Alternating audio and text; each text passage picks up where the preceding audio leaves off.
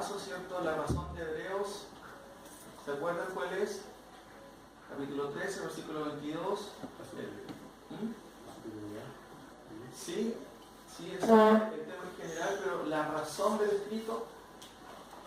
Había cierta incredulidad de parte de la iglesia, Sí, volviéndose a la ley. Exacto.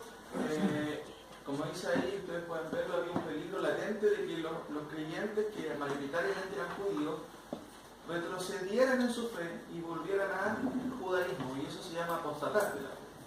Entonces hemos visto que, como dice el recuadro, el tema principal es la superioridad de Cristo, pero tenemos un montón de versículos anexos que nos dan un poquito la perspectiva o la urgencia de la epístola. Por ejemplo, en 2.1 dice: por tanto es necesario que con más diligencia atendamos a las cosas que hemos oído, no sea que nos deslicemos. Versículo 2.3 dice: ¿cómo escaparemos nosotros si dejamos a un lado o descuidamos esta salvación tan grande? Otro versículo dice: por lo cual, como dice el Espíritu Santo, si oyeres hoy su voz, no endurezcáis vuestros corazones, ¿cierto? En el 4.1 dice: temamos pues, no sea que permaneciendo aún la promesa de entrar en su reposo, alguno de vosotros parezca no haberlo alcanzado. Y entendemos el reposo ahí, bueno, volvemos a repetir, en relación al pasado, en Israel siempre buscó llegar a ese lugar de reposo que era la tierra, ¿cierto?, de Canaán. Pero el reposo aquí está hablando de Cristo, estar en Cristo es estar en ese reposo.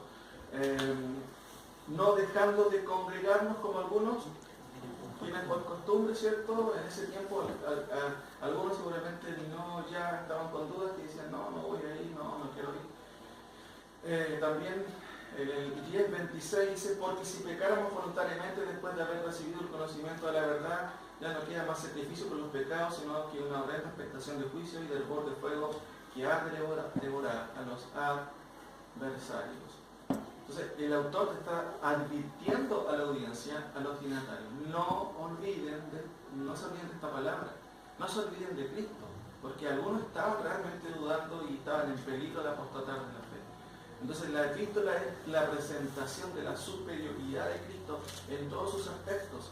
El aspecto sacerdotal, ¿cierto?, de que Él fue a la misma presencia de Dios, ¿cierto?, no como los sacerdotes que estaban en el antiguo pacto, que morían cada vez, ¿cierto? Por eso en la epístola se repiten muchas palabras como superior, una vez para siempre, y eso hace, ¿cierto?, o subraya la superioridad de Cristo. Esta mañana yo quiero que veamos un poco justamente en este tema: Cristo es superior en su persona. ¿En qué sentido? Como dice ahí, como resplandor e imagen de Dios. Dice el versículo 3: el cual, ¿cierto?, siendo el resplandor de su gloria y la imagen misma de su sustancia, y quien sustenta todas las cosas con la palabra de su poder. Hasta ahí llega esa frase, pero me parece que no vamos a avanzar mucho, porque esta idea de resplandor, ¿a qué se refiere? Fíjense que el versículo 1 nos dice lo que Dios ha hecho. ¿Qué ha hecho Dios? Ha hablado. Y muchas veces. ¿Cuándo lo hizo? En el pasado. Pero dice el versículo 2: pero en estos postreros días nos habló una vez más, definitivamente, de forma plena y total. ¿A través de quién? A través de Cristo. Y ahí viene la presentación de este Hijo, ¿cierto? ¿A quién? Y ahí empieza: constituyó heredero de todo, eso lo hemos visto, ¿cierto? Y por quien asimismo hizo el universo. Se presenta a Dios como el heredero de todo y como el creador. Pero ahora el autor quiere ir más allá todavía, quiere explicar quién es este Hijo de Dios, aludiendo a algunas características esenciales de él. Por eso él va a decir: el cual, siendo el resplandor de su gloria y la imagen misma de su sustancia. Hermanos, ¿cómo escucharon los primeros oyentes estas palabras? Cuando dice que Él es el resplandor. No creo que ellos hayan pensado que Cristo era una especie de lámpara, ¿cierto?, que iluminaba las cosas, ¿no? El autor presenta aquí varias características de Cristo que subrayan nuevamente su deidad. Si pueden notar ahí, lo primero que vemos en el versículo, ¿cierto?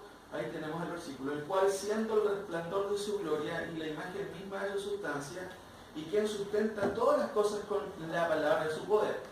Hasta ahí está esa frase, ¿cierto?, que basta para estudiarla esta mañana y quizás vamos a llegar a la primera nomás, dice, porque después dice, habiendo efectuado la purificación, y eso tiene que ver con su vocación sacerdotal, habiendo efectuado la purificación de los pecados por medio de sí mismo, ¿cuál fue el resultado? Se sentó a la diestra de la majestad de las alturas.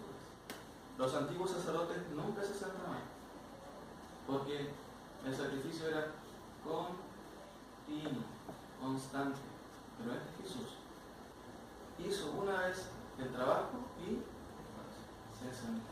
Esa figura, digámoslo de otra manera, dice mucho, y vamos a explicarlo más adelante, porque más adelante el autor de Hebreo lo explica. ¿Qué significa que se haya sentado? Lo hemos hablado así de una u otra manera, pero la implicancia que tiene, ¿cierto?, es bastante grande.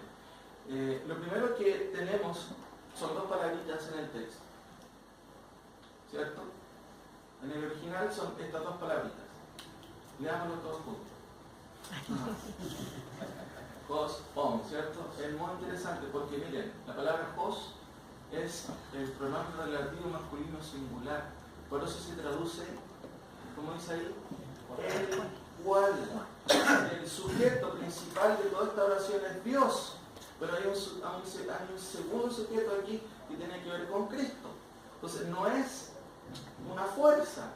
Claramente el pronombre relativo anuncia una persona, ¿cierto? El cual. ¿Y a quién se refiere? A Cristo. Pero la segunda palabrita, on, ahí como dice, es un verbo, ¿cierto? Que está conjugado ahí en presente, activo, participio del verbo ser. Ser o estar. Por eso es que se traduce como, ve ahí, siendo. No dice el cual fue una vez la luz y el resplandor y la imagen.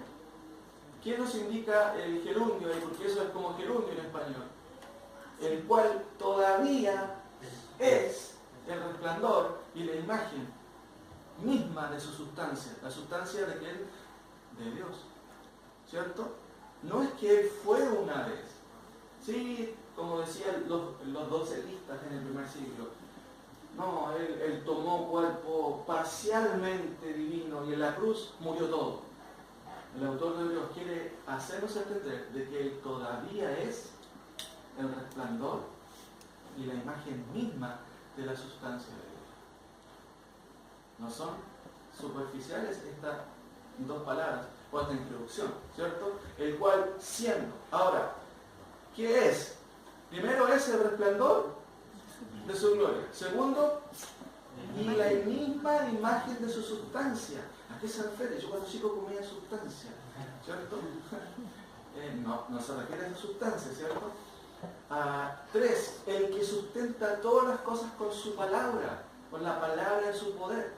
4, el que efectuó la purificación de nuestros pecados. Y 5, el que se sentó a la diestra de la majestad. Son todas esas características que hablan de Cristo. ¿Qué es lo que hizo Él y quién es? Los primeros dos, ¿cierto?, nos hablan de quién es Él. Los demás, 3, 4 y 5, ¿qué es lo que hizo?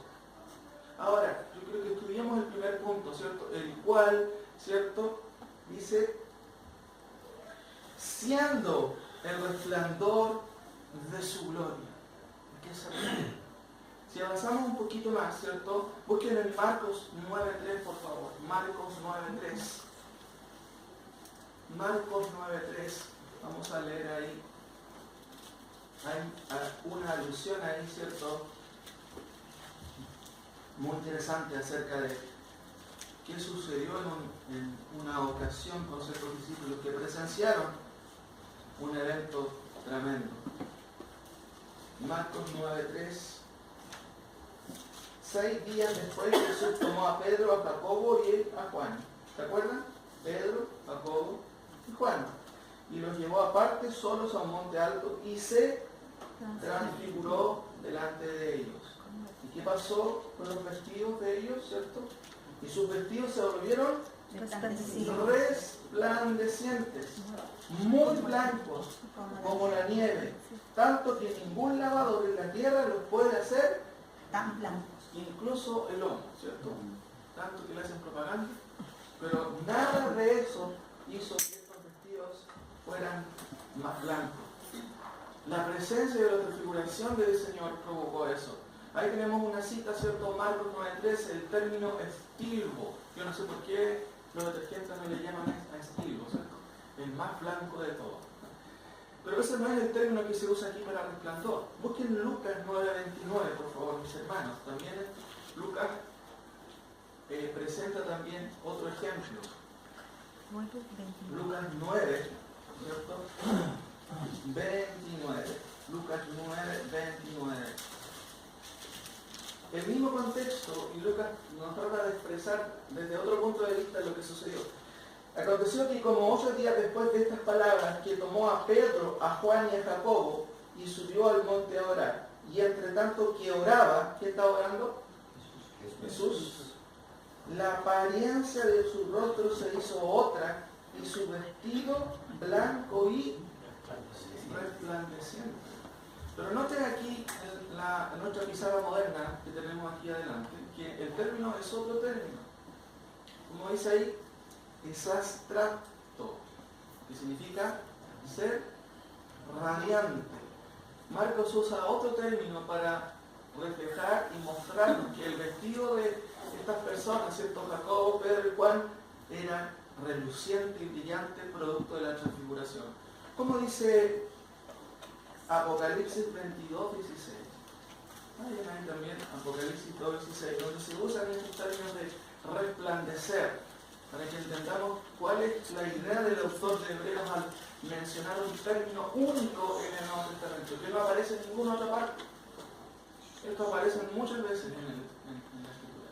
Como dice, yo Jesús he enviado mi ángel para daros testimonio de estas cosas en las iglesias. Acuérdense de los primeros 2 capítulos. ¿Quién es Jesús? Él dice, yo soy la raíz y el linaje de David, la estrella, ¿cómo dice? Resplandeciente de la mañana. Y Juan va a usar un término, ¿cierto? Como dice ahí, lampros. Es otro término que significa brillante también y resplandeciente. Podríamos decir que todos estos términos son sinónimos y nos dan una perspectiva como sinóptica de los aspectos, ¿cierto?, que reflejan este concepto de resplandecer. Brillante y resplandeciente. Hay otro término muy conocido que lo usamos nosotros, está en 2 Tesalonicenses 2:8. 2 Tesalonicenses 2:8.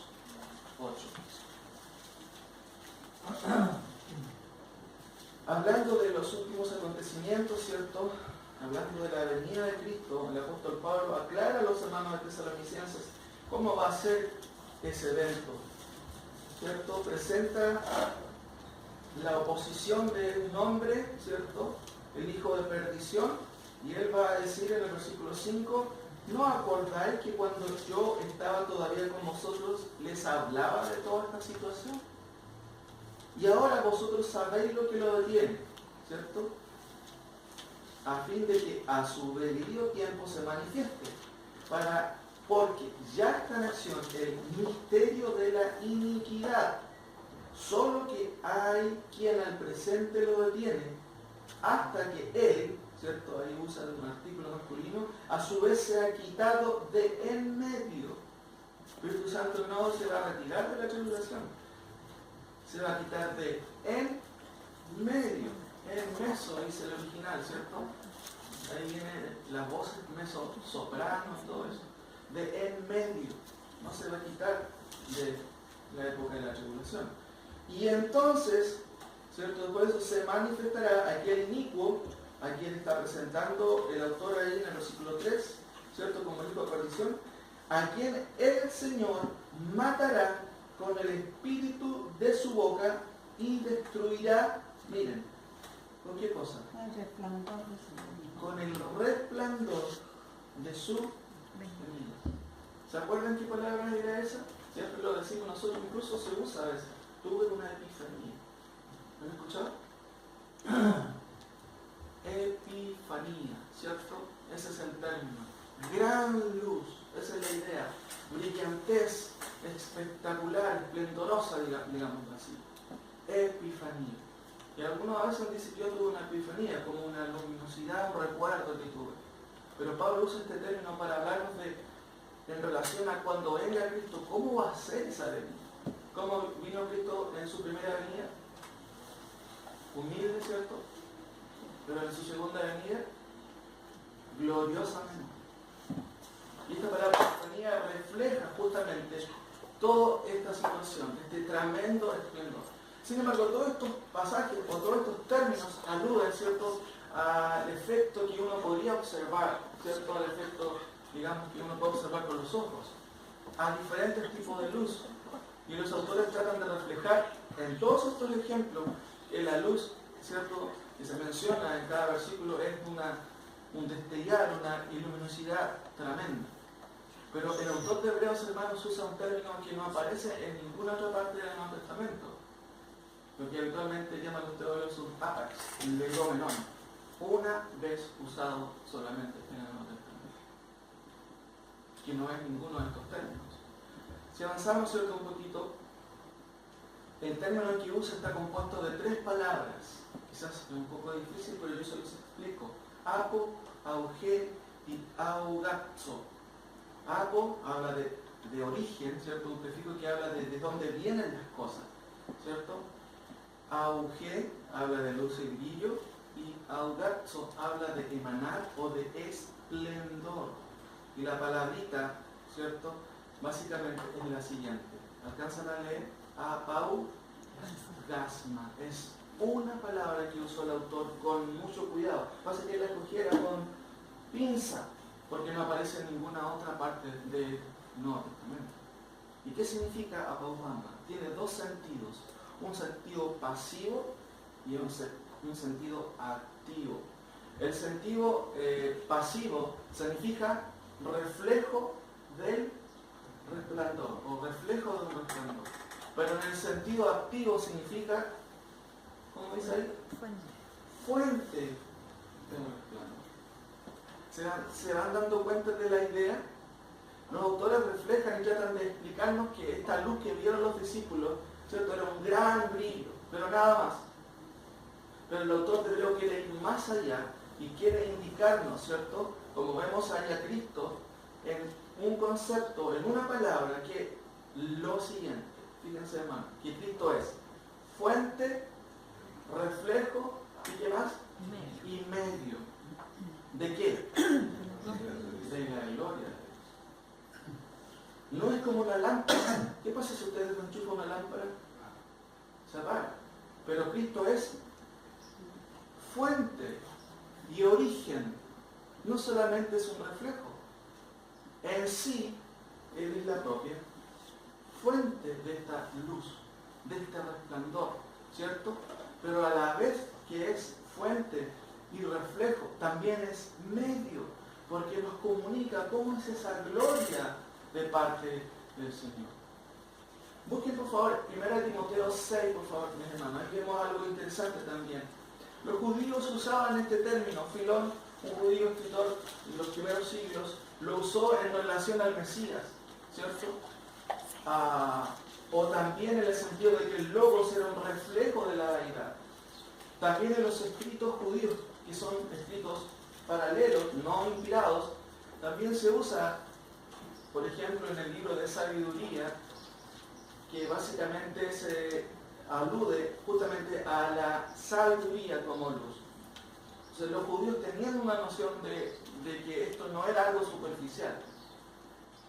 Sin embargo, la palabra de Dios, la palabra inspirada de Dios, ¿cierto? El autor de Hebreos quiere ir más allá y quiere dejarnos claro que esta luz no es solamente una luz, una ampolleta simplemente, o un reflejo de, sino que es también origen y fuente.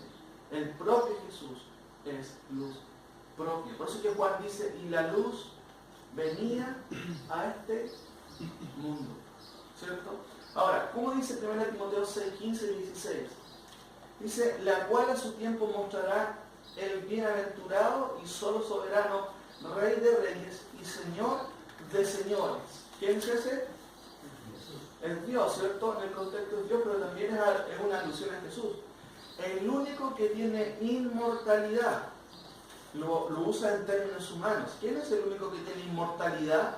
El que la muerte no pudo con él. Cristo, ¿cierto? Pero miren lo que dice, que habita en qué tipo de luz. Inaccesible. En una luz inaccesible. ¿Qué significa la palabra inaccesible? ¿Alcanzable? ¿Inalcanzable? Inalcanzable. Una luz que nadie puede ver. Hermanos, los autores del Nuevo y el Nuevo Testamento tratan de mostrarnos cuál es la gloria del Señor. Y esta gloria es tan tremenda que dice Pablo a Timoteo que el que tiene inmortalidad, Él es el que habita en esa luz inaccesible. Entonces, de una otra manera, Él en la transfiguración mostró algo de ¿qué cosa? De su gloria. Mostró algo de su gloria. El único que tiene inmortalidad, que habita en la luz inaccesible, a quien ninguno de los hombres ha visto ni puede ver, al cual sea la honra y el imperio sempiterno. Amén. Dios, ¿cierto? De una u otra manera, es esa persona inaccesible.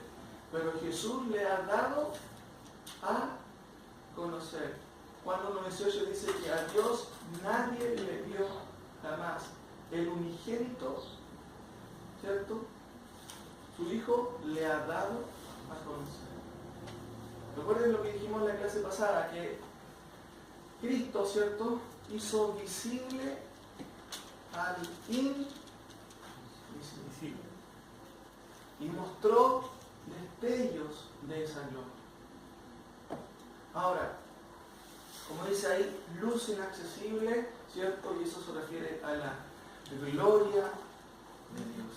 Entonces estamos entendiendo que en primer lugar, Cristo no es solamente un resplandor nomás, o es una luz, es fuente, reflejo y medio de esa luz.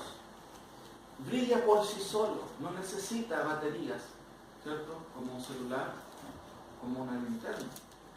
Él, de su propio ser, emana esa luz, mostrándonos que es de la misma clase de su Padre, de Dios. Ahora, notemos algunos ejemplos, hermanos, en el Antiguo Testamento de cómo los creyentes del Antiguo Testamento observaban esta situación. Una conclusión preliminar podría ser, el cual siendo la fuente y reflejo y medio de la doxa de Dios. La palabra gloria es doxa. Por eso que hablamos de la doxología de Dios, que está en nuestros seminarios, ¿cierto? Al principio tenemos una doxología. Al Padre, ¿cierto? Como himno se da toda la gloria y el Hijo también. De ahí viene la palabra doxa, gloria, como exaltar a alguien. Ahora, notemos algunos versículos, mis queridos hermanos, ahí. Por ejemplo, fíjense en Génesis 32:30, ahí lo tienen, no sé si alcanzan a leerlos todos. Y llamó Jacob el nombre de aquel lugar Peniel, porque dijo, vi a Dios cara a cara y fue librada mi alma. La Biblia nos dice que nadie vio a Dios jamás. ¿Por qué dice Jacob que él vio cara a cara a Dios?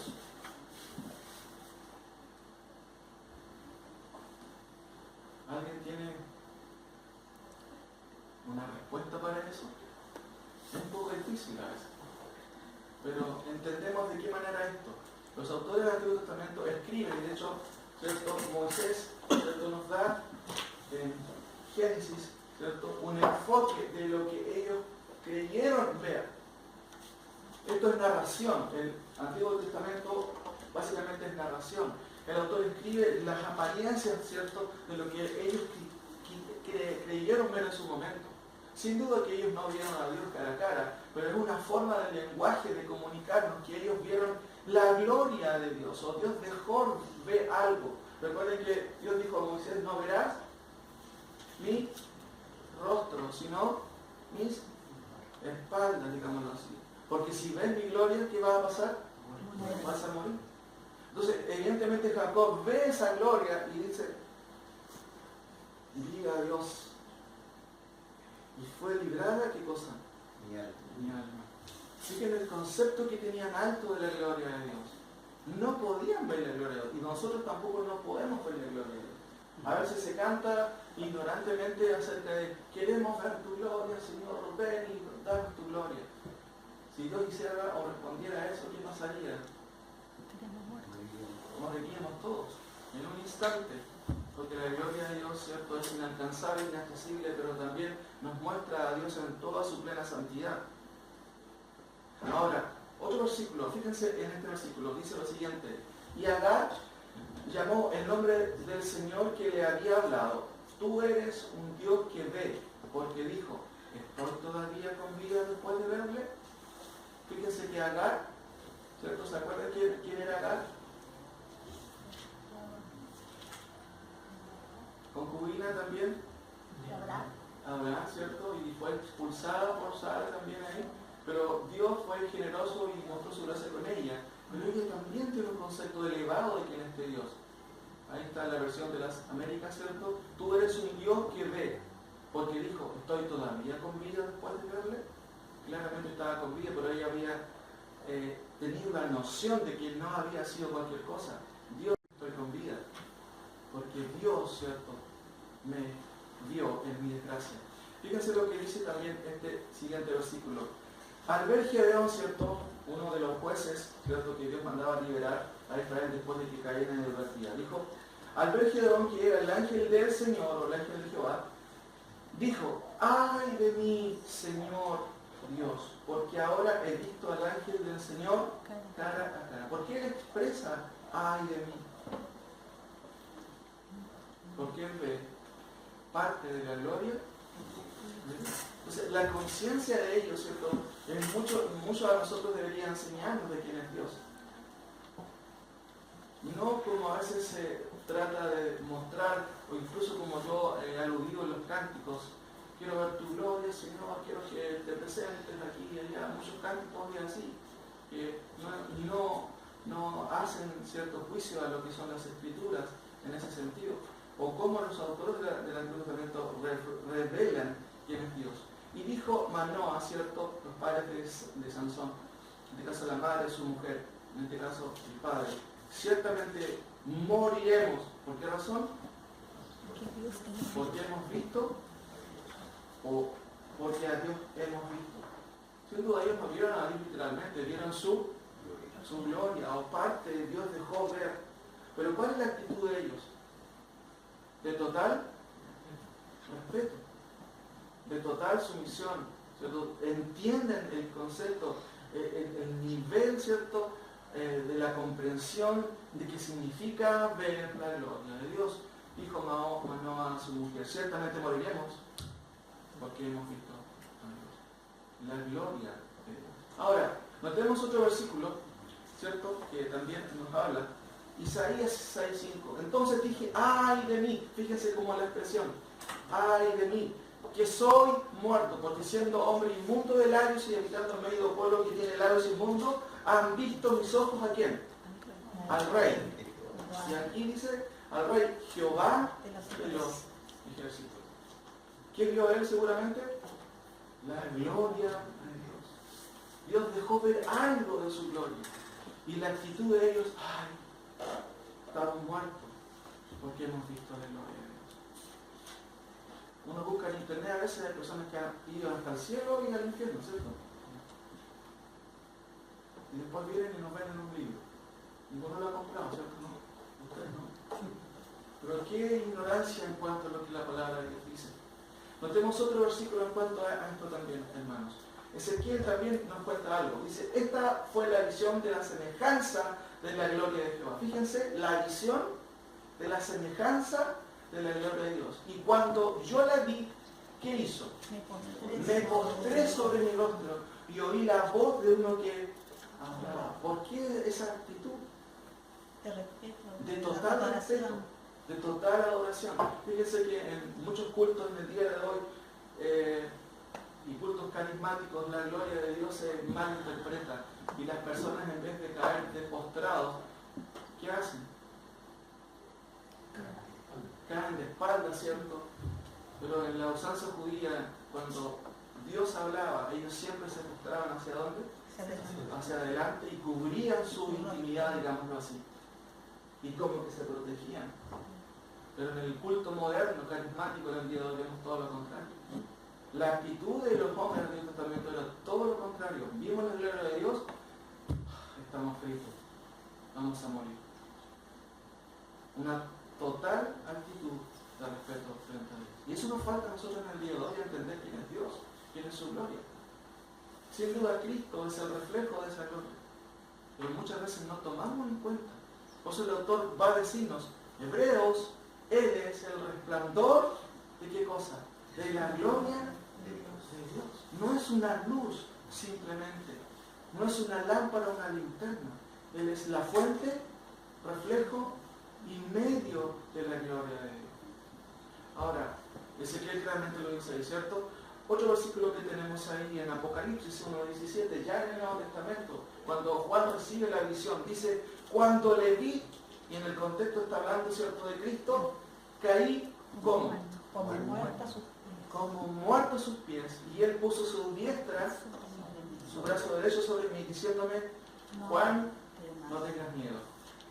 Yo soy el primero, yo soy el último. En el Antiguo Testamento yo soy el alfa y la omega. Fíjense qué interesante. Alfa y omega, ¿cierto? Son las palabras griegas del alfabeto hebreo. O sea, perdón, del alfabeto griego. Alfa y omega. La primera y la última palabra. Ahora, eso es una alusión clara también a Jehová, que es el primero y el último. Pero la actitud de Juan, ¿cuál es? Cuando le vi, caí como muerto a sus pies. Porque si ustedes observan el contexto de Juan, de Apocalipsis 1:7, Juan está viendo la visión, está viendo la gloria de Dios, o la gloria de Cristo, más bien dicho. ¿Vale? Y la actitud es de total respeto, ¿cierto? Porque el concepto que tenían ellos de Dios era tremendo, es Dios, y se postraban ante Dios. Ahora, Jesucristo también, ¿cierto? En el pasaje que aludimos al principio, Mateo 17, 1, 2 y 5, fíjense la actitud de los discípulos de Juan, Pedro y Jacobo. Mateo 17, 1, 2, 5 y 6, hay un resumen que les voy a leer. Dice, 6 días después Jesús tomó a Pedro, a Jacobo y a Juan, su hermano, y los llevó aparte a un monte alto, y se transfiguró delante de ellos, y resplandeció su rostro como el sol. Fíjense que Mateo trata de explicarnos en su lenguaje cómo fue esa experiencia. ¿Usted puede mirar el sol? No, no podemos hacerlo, ¿cierto? Y resplandeció su rostro como el sol, y sus vestidos se hicieron blancos como la luz. Mientras él aún hablaba, una nube de luz los cubrió. Y he aquí una voz desde la nube que decía, este es mi Hijo amado, en quien tengo complacencia. A él oí. ¿Qué sucedió? Al oír esto, los discípulos, ¿quiénes eran los que estaban ahí? Pedro, Jacobo y Juan. ¿Qué hicieron, mis queridos hermanos? Se postraron sobre su rostro. Y no solamente eso, se postraron sobre su rostro y tuvieron ¿qué tipo de temor? No solamente tuvieron temor, hermano, tuvieron gran temor. ¿Cuál es nuestra actitud frente a la presencia de Dios? ¿El Señor está entre nosotros? Amén. Está entre nosotros. Pero muchas veces nuestra actitud no es así. No es una actitud de respeto, ¿cierto? O de temor frente a la presencia del Señor. Pero si se fijan, ¿cuál era el concepto que tenían los judíos de la presencia de Dios? De total respeto, de total sumisión. Porque habían visto en su mayoría de casos la gloria de Dios. Cristo era Dios mismo, ¿cierto? Y cuando se transfigura, Él deja ver algo de esa gloria. Y la actitud de los discípulos es de total adoración. Se postraron sobre su rostro y tuvieron gran temor. Quizás uno puede entender quizás versículos como este. Jesús les dijo, ¿tanto tiempo hace que estoy con vosotros y no me has conocido, Felipe? El que me ha visto a mí, ha visto al Padre. ¿Cómo pues dices tú, muéstranos al Padre? Por ejemplo, en Juan 8:19, entonces le decían, ¿dónde está tu Padre? Jesús le respondió, no me conocéis a mí ni a mi Padre. Si me conocieras a mí, conocerías también a mi Padre. Juan 12:45, el que me ve, ve al que me ha enviado. ¿Se dan cuenta por qué Jesús está diciendo eso? Sin duda Cristo toma forma de siervo, dice Pablo a Filipenses, y de alguna otra manera, ¿cierto?, se hace como nosotros y viene en la persona del Hijo. Y en el Hijo nosotros pudimos ver al Padre. Y los discípulos claramente nos dicen aquello. Miren otro versículo interesante. Acá. Luz inaccesible, ¿cierto? ¿Cuál es eso? Es la gloria de Dios. Antes de nombrar algunos versículos, el término gloria viene del Antiguo Testamento y básicamente se grafica con esta palabra. ¿La alcanzan a leer abajo, entre paréntesis? Kabod, ¿cierto? Kabod. Y tiene varios significados, ¿cierto? La gloria como riqueza, la gloria, ¿cierto?, de Abraham, su riqueza. También tiene el sentido de nobleza, ¿cierto? También tiene el sentido de esplendor y magnificencia, en este caso la gloria del templo. Pero también tiene que ver con qué cosa, con la gloria de Dios, de su presencia. Y en ese sentido, este término se traslada al Nuevo Testamento y trata de reflejarse con este concepto que el autor de Hebreos está usando en nuestro pasaje, el resplandor de su gloria o su doxa. De ahí viene el término, como le dije, doxología. Cuando uno dice doxología, estamos dando gloria ¿a quién? A Dios, al Padre, al Hijo y al Espíritu Santo. Por eso se llama doxología. Vemos gloria a Dios en ese sentido. El término Shekinah, no sé si ustedes lo han escuchado. La Shekinah de Dios. Es más un término rabínico que bíblico, que no aparece en la Escritura. Quizás el verbo aparece, pero no aparece. Pero de alguna manera los judíos tenían una comprensión, ¿cierto?, bien justa, digámoslo así, correcta de la gloria de Dios. Sabían que no era cualquier cosa. Y en el Antiguo Testamento, como acabo acá de decirlo, y ahí hay algunas referencias que quizás no vamos a ver ahora, hablan claramente de esta gloria como una gloria, no solamente hablando de la gloria de riqueza, de la nobleza, del esplendor y magnificencia, sino de la gloria misma de Dios, de su presencia.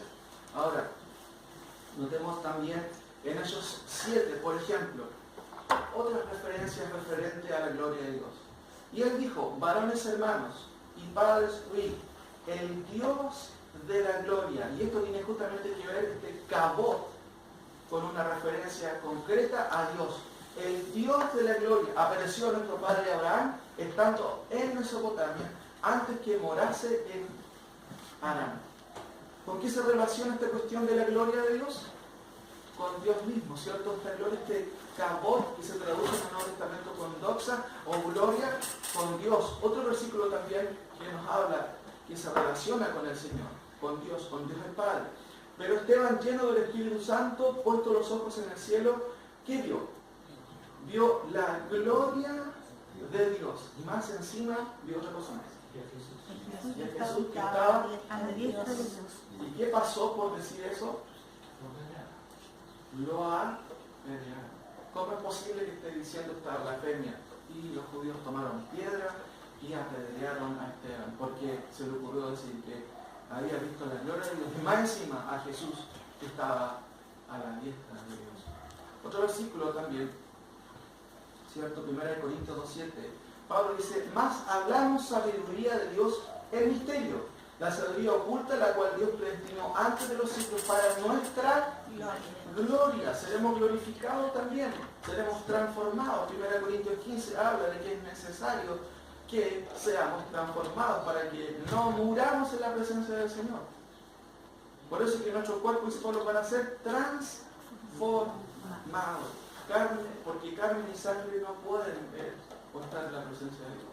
Seremos transformados. Y Pablo dice acá, más hablamos sabiduría de Dios en misterio, la sabiduría oculta, la cual Dios predestinó antes de los siglos para nuestra gloria, la que ninguno de los príncipes de este siglo conoció, porque si la hubieran conocido, nunca habrían crucificado al Señor de gloria. Fíjense lo que está diciendo el apóstol Pablo, que ninguno de los príncipes de este siglo conoció. ¿Qué no conoció? ¿O qué no conocieron los príncipes de este siglo? La gloria del Señor. Porque si hubieran conocido la gloria de este carpintero que nació ahí en Belén, jamás hubieran crucificado. Y esto nos hace también entender a nosotros que la gloria de Dios, también, queridos hermanos, también es una revelación del Padre a sus hijos. ¿Por qué Cristo para nosotros es maravilloso y para otra gente no lo es? ¿Lo conocen? ¿No le conocen? Porque no le conocen, sin duda. Pero noten el siguiente versículo que nos habla un poquito y nos da una respuesta de esto. Bueno, primero, ¿cierto? Antes de ello, Juan 1:14. Y aquel verbo fue hecho carne y habitó entre nosotros. ¿Y qué dice Juan? Y vimos su gloria. ¿Y cómo es esa gloria? Gloria como del unigénito del Padre, lleno de gracia y de verdad. Los autores del Antiguo Testamento que abrieron sus ojos, o Dios abrió sus ojos, dijeron, wow, este es el Dios de gloria. Cristo, vimos su gloria. Nadie nos contó, nosotros vimos con nuestros ojos esa gloria. ¿Por qué está velada esa gloria a veces? Y Pablo también responde, como les dije, a esta pregunta. Santiago dice, hermanos míos, que vuestra fe, en nuestro glorioso Señor, él está claro, ¿cierto? Es Jacobo mismo, que él vio y fue partícipe de la transfiguración. Por eso es que él dice, hermanos míos, que vuestra fe en nuestro glorioso Señor Jesucristo sea sin acepción de personas. Él reconoce que Cristo es glorioso, ¿cierto? Y entendemos por qué razón, por su situación y por su experiencia personal. Y esto responde a la pregunta que yo les dije. ¿Por qué para nosotros Cristo es glorioso? ¿Por qué para gente que viene a verse de aquí no le encuentra el sentido de Cristo? Puede escuchar de la palabra del Señor, puede escuchar de este Cristo, pero no significa nada para ellos. Y para nosotros Cristo es glorioso. Miren lo que dice este pasaje. Porque Dios, quien mandó que de las tinieblas resplandeciese la luz, es el que resplandeció, ¿dónde? En nuestros corazones. En nuestros corazones, para la iluminación del conocimiento de la gloria de Dios en la faz de Jesucristo. ¿Cómo es que Cristo es glorioso para nosotros? ¿Por qué razón, querido hermano? ¿Por qué para unos es glorioso y para otros no hay nada en él? Porque tenemos nuestro corazón. Es porque dice que Dios mandó de las tinieblas que resplandeciese esa luz, esa gloria que está en Dios, pero que está también en ¿quién? En el Hijo, en Cristo. No se trata de que yo un día dije, ya, hoy día voy a ver la gloria de Dios. Dios abrió nuestros ojos para que ese Cristo sea también hermoso a nuestros ojos y sea necesario para nuestra vida. Por eso que hermano Hans al principio hablaba de la soberanía de Dios y de que Él es el que llama, Él es el que abre nuestros ojos. Por eso Jesús decía, ¿cierto? Bienaventurados los que ven, ¿cierto? Y los que oyen.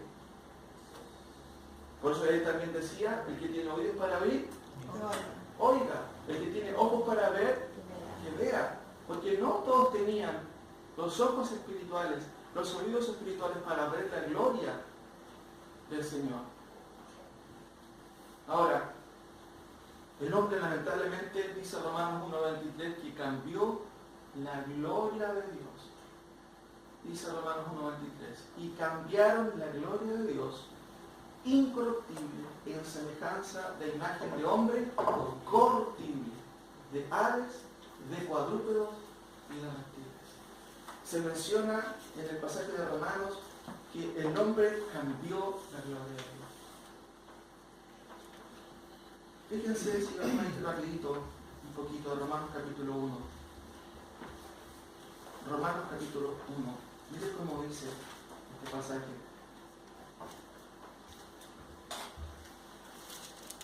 De capítulo 1. Pues habiendo conocido a Dios, no le acción de dar, ¿qué cosa? Gloria. No lo glorificaron como Él es, como Dios, y le dieron gracia. Eso es lo que hicieron. Y lo primero que hicieron es 23. Y cambiaron, ¿qué cosa? La gloria de Dios que le pertenece solamente a Él, ¿cierto? Y dieron culto a las criaturas. Versículo 25. Otra cosa que cambiaron. En primer lugar, cambiaron la gloria de Dios. Segunda cosa, cambiaron la verdad de Dios. ¿Por qué cosa la cambiaron? Por la mentira. Por la mentira. Tercero, 26, ¿cierto? Como consecuencia de eso, dice, por esto Dios los entregó a pasiones vergonzosas, pues aún sus mujeres, ¿qué cambiaron? El uso natural. El uso natural, por el que es contra naturaleza, y los hombres también hicieron lo mismo, dice el 27, dejando el uso natural de la mujer, y se encendieron en sus lascivias unos con otros, cometiendo hechos vergonzosos, hombres con hombres, y recibieron asimismo la retribución debida a su extravío. Lo que estamos viviendo en el día de hoy, la ideología de género. Y ahora los hombres quieren ser mujeres y las mujeres quieren ser hombres, que es uno de los últimos escalafones de la degradación moral. ¿Por qué? Porque el hombre cambió la gloria de Dios, la verdad de Dios, y como consecuencia, obviamente, se permitió todo. Ahora, es Dios, hermanos, que hace resplandecer, porque la salvación ¿de quién es? Es de Dios, hermano. Dios es el que abre los ojos a los hombres para que puedan ver la gloria de Cristo. Por eso el autor de Hebreos no tiene reparos, ¿cierto?, en decir con claridad, ¿cierto?, y de forma tajante, y dice, el cual, siendo resplandor, el resplandor de su gloria. Con ello quiere decirnos que Cristo, ¿cierto?, no solamente, como les dije, es fuente, medio, ¿cierto?, fuente, reflejo y medio de la gloria de Dios. Ahora, notemos lo siguiente, quizás un aspecto histórico para que entendamos que esta situación fue debatida en los primeros siglos. Como ven ahí ustedes, en el primer siglo la doctrina cristiana fue atacada constantemente. Imagínense ustedes en el primer siglo, cuando todavía no se desarrollaba la teología. En el día de hoy tenemos un montón de libros que desarrollan la teología y podemos estudiarla. Pero en el primer siglo hubo muchos debates cristológicos en que cuestionaron a Cristo. Por eso es que tuvieron que aparecer concilios como el concilio de Hechos 15, que había un problema. ¿Se acuerdan cuál era el problema de Hechos 15? Los judíos pedían algo. ¿Se acuerdan? Porque se estaban convirtiendo algunos judíos y a algunos judíos se les ocurrió decir que si ellos no se circuncidaban, no podían ser salvos. ¿Es así? ¿Tenemos que circuncidarnos nosotros? No.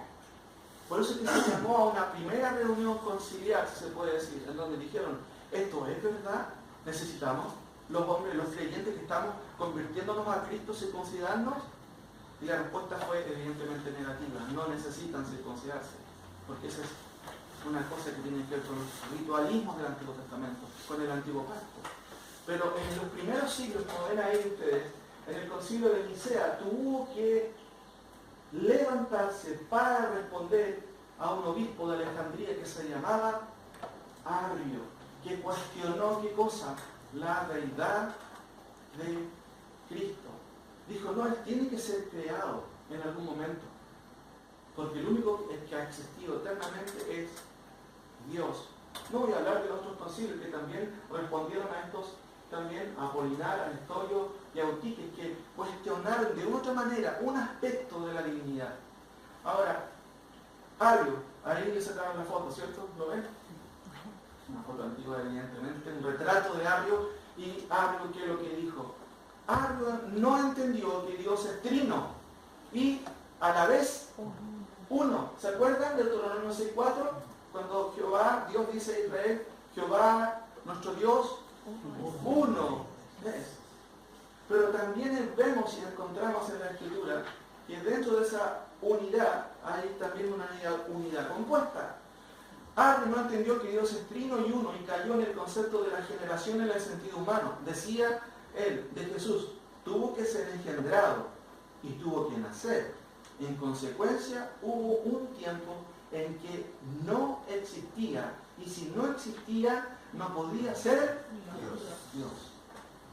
Porque él no le cabía en la cabeza que ese carpintero que nació en Belén era Dios mismo.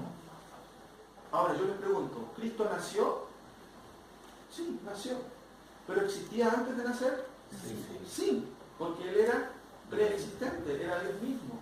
Tuvo que nacer, tomar forma de hombre, ¿cierto?, para hacer la voluntad del Padre y cumplir con su propósito, su plan salvífico. Ahora, como en todos los concilios, ¿cierto?, hubo un apologista que defendió la doctrina o la ortodoxia, como se dice. Ortodoxia significa creencias correctas frente a la heterodoxia, creencias incorrectas. Y en este caso fue Atanasio, quien se paró, ¿cierto?, en el concilio que reunió a más de 300 obispos, imagínense, discutiendo si Arrio tenía razón o no, y empezó el debate. ¿Qué pasó, mis hermanos? Ahí está el concilio, ¿cierto?, de Nicea, en el 325, contra el arrianismo de Arrio. Por eso les dice Arrio, arrianismo. ¿Ustedes saben quiénes son los arrianistas del día de hoy? Los arrianistas modernos que dicen que Cristo fue creado, los testigos de Jehová. Ellos dicen que Dios o Cristo fue creado. Y eso es lo que decía Arrio. ¿Cuál fue la respuesta, cierto, del concilio? Y eso es muy importante, entenderlo como historia. Primero, Arrio usó un término. Arrio decía, Jesús es homoiousios, que significa similar en naturaleza a Dios. ¿Quién le respondió a Atanasio? Atanasio respondió de la siguiente manera.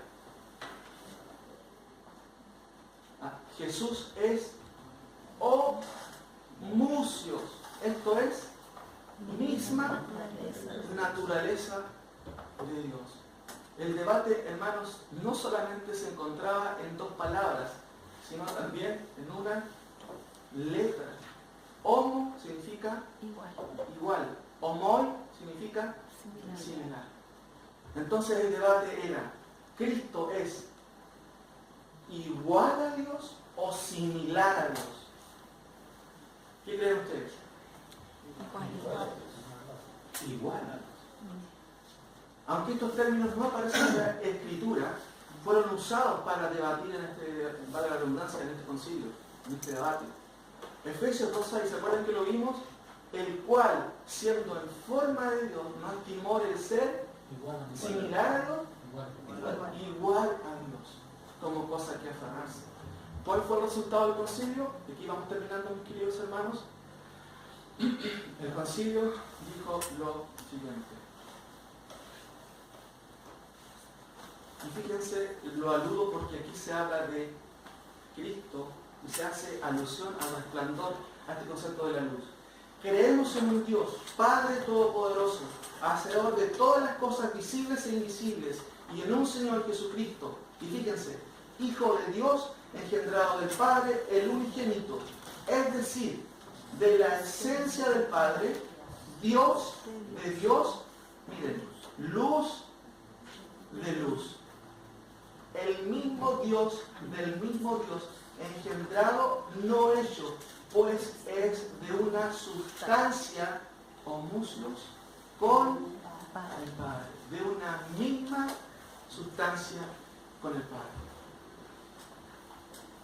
¿Cuál es la conclusión, mis queridos hermanos? Y aquí quizás hacemos una conclusión y cito a uno de mis profesores, Carlos, que notablemente explica, ¿cierto?, la conclusión, una conclusión muy ad hoc a esta parte. La gloria de Dios en su resplandor es un medio de su revelación. Cuando Dios se revelaba en el Antiguo Testamento, recuerden, ¿quién vio a Dios cara a cara? Nadie vio a Dios cara a cara. ¿Qué vieron? Su gloria vieron. Que fue una forma en que Dios se reveló a los hombres. ¿Cuál era la actitud de los hombres al ver esa gloria? De total respeto. ¿Cuál debe ser nuestra actitud frente al Dios que conocemos ahora? La misma, mis queridos hermanos, de total respeto. Dice este resumen, la gloria de Dios en su resplandor es un medio de su revelación, un medio de comunicación por el cual Dios se da a conocer en su propia naturaleza, información que demanda el elogio y adoración de ¿quién? De su majestad. Y tal cual así lo hicieron los creyentes del Antiguo Testamento. Reconocieron que esa forma de luminosidad no era humana, era sobre ellos. Y ellos entendieron, ¿cierto?, claramente la grandeza de esa gloria. Ahora, es el Hijo quien cumple con esta comunicación. ¿De qué manera? Plena. De manera perfecta, plena e insuperable. ¿Por qué razón? Porque Él es el mismo Dios. Porque Él es el mismo Dios. ¿Qué nos quiere decir entonces el autor de Hebreos cuando nos dice el cual, usando el participio, ¿cierto?, gerundo, siendo el resplandor de su gloria? Nos está diciendo que Él es el mismo Dios. ¿Cuál debe ser nuestra actitud, hermanos, frente a la gloria de Dios? ¿Cuál debe ser nuestra actitud a estas características del Hijo? Debe ser de total sumisión, de total adoración. Porque claramente el autor de Hebreos no quiere dejar ninguna duda. Y lo primero que nos dice es, Él, no otro, el Hijo, es el mismo resplandor, fuente, reflejo, ¿y qué más? Medio de comunicación de la propia gloria de Dios. Sin embargo, el autor de Hebreos no queda ahí, porque dice otra cosa, y esa conjunción y, ¿cierto?, me obliga a hablar de que no solamente Él es el resplandor de su gloria, porque también al mismo tiempo es la imagen misma de su... Hermanos, ¿qué significará esa tremenda frase? ¿Qué creen ustedes? Y la misma imagen de tu sustancia. Y después hay otra conjunción. Y quien sustenta todas las cosas con la palabra de su poder. Son tres cosas unidas que están ahí. Esta mañana hemos aprendido que Cristo es el resplandor de la misma gloria de Dios, que en el fondo nos comunica que Cristo es fuente, ¿cierto?, medio y reflejo de la gloria de Dios, también lo ordenario. Pero también es la imagen misma de su sustancia. ¿A qué se refiere con eso, hermanos? ¿Qué dice ahí? Próximo domingo. No falte, porque creo que con esta parte es bastante, ¿cierto? Hemos entendido por qué el autor de Hebreos usa esta palabra, flegomenos, dicen los teólogos, ¿cierto? Hablando de una palabra que no sale en ninguna parte más del Nuevo Testamento. ¿Por qué razón Él quiere? ¿Cuál es la intención? Es clara, hermano. Él no es cualquier luz. Es la propia luz de la gloria de Dios. Nosotros no oramos mucho de rodillas, ¿cierto? Deberíamos a veces retomar esa práctica. Porque oramos a quién? Al Padre, ¿cierto? A través de Cristo, pero también oramos al propio Señor. Y Él merece toda nuestra honra, toda la gloria, hermano. A veces nos cuesta asimilar quién es este Cristo. Pero el autor de Hebreos, por eso me es difícil saltar todas las porciones, porque esta introducción, como vimos en el primer tema, ¿se acuerdan? Es una tremenda introducción, es un tremendo prólogo. Y usted puede dar cuenta de por qué Él va a decir que se sentó a la diestra de Dios y se le fue dado un nombre más excelente que los propios ángeles. ¿Tendrían alguna idea los judíos de los ángeles? Sin duda tenían algunas ideas. Pero el autor de Dios quiere dejarnos bien claro que Cristo se ha revelado en su Hijo de forma definitiva, de forma plena, pero nos presenta y presenta a estos judíos que tenían duda quién es este Cristo. Ya hemos visto, ¿cierto?, que es heredero de todo, ¿cierto? Hemos visto que es creador de todo también, ¿cierto? Y esta mañana hemos aprendido que esa gloria que Él tenía era la misma gloria de Dios. ¿Por qué? Porque Él era también el propio Dios.